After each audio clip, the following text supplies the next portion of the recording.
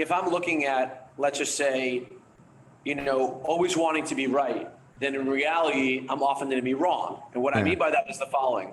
I remember when I was in my early 20s, I feel like I'm 9 years old as I say that, but when, you and I were just talking about basketball injuries a few moments ago, but when I was in my early 20s, I had a leadership meeting that I had an opportunity to be involved with.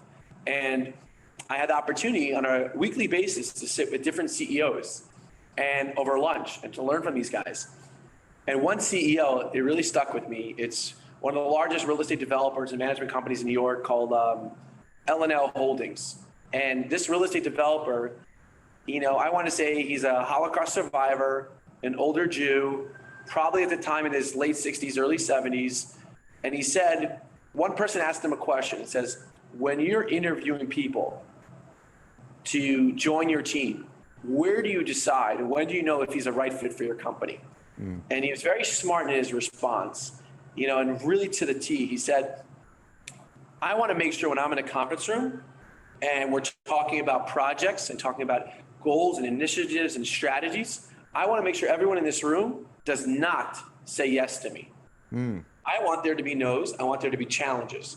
And a lot of that has to do with listening, to understand what has to be done and not being jaded.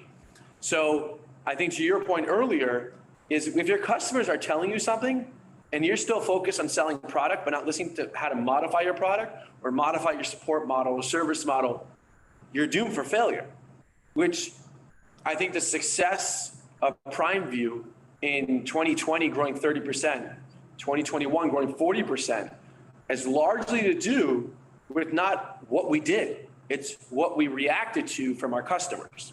That's the honest truth.